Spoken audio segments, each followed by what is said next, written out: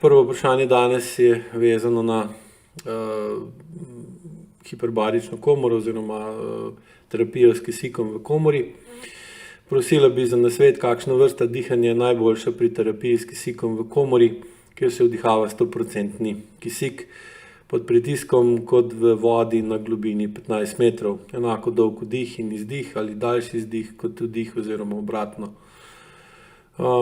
Osnovni princip delovanja je povečano raztapljanje kisika v krvi, ob tem pa je tudi večja dosegljivost kisika za celice, tkiva in organe. Načeloma, kar se tiče katera vrsta, kakšen način dihanja je najbolj priporočljiv, je v bistvu vdih, enako dolg vdih in enako dolg izdih, ali pa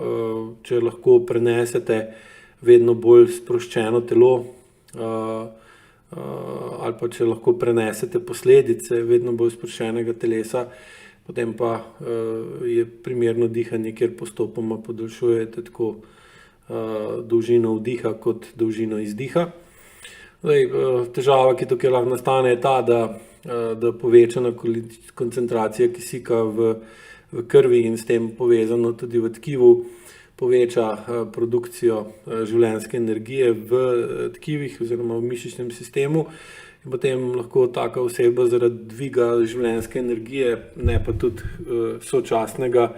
dviga ali pa primerne čustvene zrelosti, ki omogoča kontrolo nad to povišeno življenjsko energijo, začne čutiti v komori težave z anksioznostjo, tesnobo, v bistvu tesnjenostjo, pride do vročinskih valov, do znojenja, do hitrejšega dihanja, s katerim se v bistvu želi telo upreti ali pa ustaviti ali pa zmanjšati previsoko količino kisika v krvi in s tem v tkivu. Zato je pač smiselno, da če že ste v komori, da čas, ki ga imate na voljo, v tej komori uporabite tako, da ostanete čim bolj mirni, kar pa včasih pomeni tudi, da morate iti v neučinkovito dihanje oziroma da zmanjšujete učinkovitost dihanja in dihanje naredite bolj plitko in tudi bolj hitro, ter s tem zmanjšate prehitro ali pa premočno absorpcijo kisika v kri, ker s tem v bistvu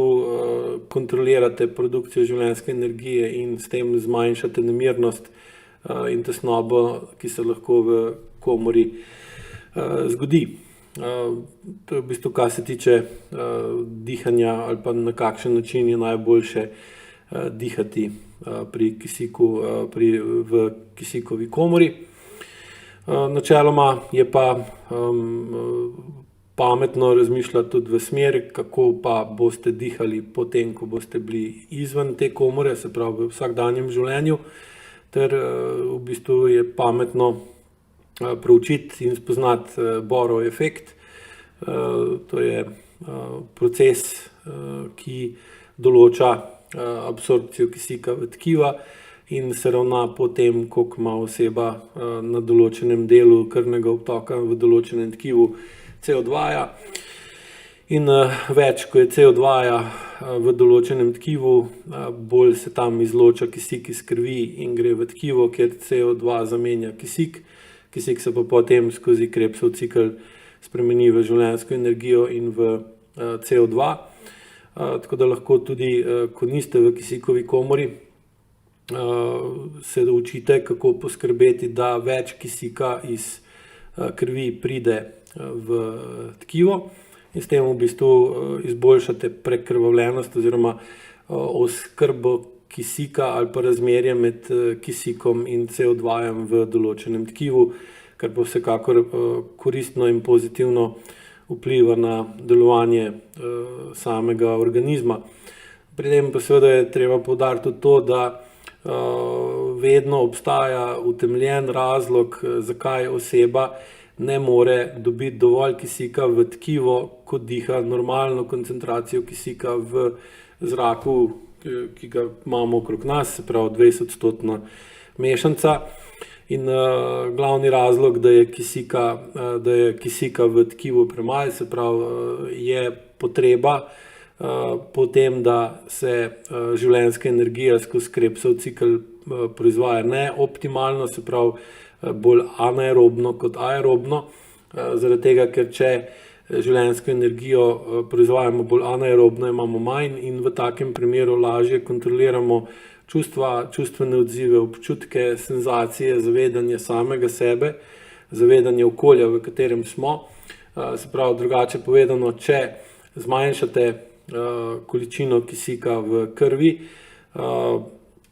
in seveda potem in primerno tudi vplivate na količino ogljikovega dioksida v krvi, ki je potem tudi temu primerno nižja, vplivate skozi Bohrov efekt na tak način, da manj ko imate CO2 v tkivu, manj gre kisika v tkivo, manjša je produkcija življenjske energije, bolj lahko ostanete mirni, neaktivni in se ne uporabljate agresivnih čustev, ko ste v toksičnem okolju, ko ste v okolju, kjer ste nemočni, kar pomeni, da lažje ohranjate kronično nemoč in kronična nemoč ali pa potreba po kronični nemoči je vedno povezana z neprimernim razmerjem med ogljikovim dioksidom in kisikom v krvi. To neprimerno razmerje seveda potem vpliva tudi na to, kako vam deluje Krebsov cikel, kako ste učinkoviti pri aerobni ali anaerobni produkciji življenjske energije. Aeko dihanje kot tako temelji predvsem na tem, da oseba začne razumeti, zakaj diha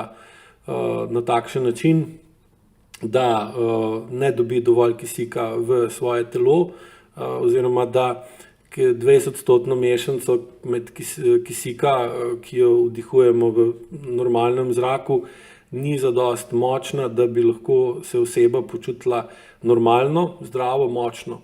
Seveda v takem primeru je terapija s kisikom v komori dobrodošla, zaradi tega, ker lahko nudi zunanjo pomoč, se pravi, naredimo umetno povišano količino kisika, kjer oseba dobi več življenjske energije, se počuti bolje in potem lahko to energijo uporabi za drugačna dejanja, za večjo odločnost, za manjšo senzorno amnezijo, za manjšo senzorno odtujenost, se pravi, da se bolj zaveda, kako se počuti, kje živi, kako živi, s kom živi, katere stvari jo motijo, ovirajo, ogrožajo in omejujejo, katere ne. In potem s takim višjo količino življenjske energije, ki traja potem seveda nekaj dni še po obisku v tej komori, je lahko bolj živa, bolj agresivna, bolj učinkovita, bolj dejavna in taka terapija pomaga postopoma spremeniti svoje vedenje, svoje življenje. In če to kombinira recimo z učenjem dviga čustvene zrelosti in začne dovolj dobro razumeti, kaj je strah pred sproščenostjo, kaj je strah pred močjo, zakaj je v bistvu sploh prišlo do tega, da je dihanje naredilo tako neučinkovito,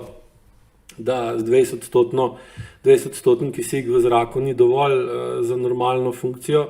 in potem kombinacija dviga čustvene zrelosti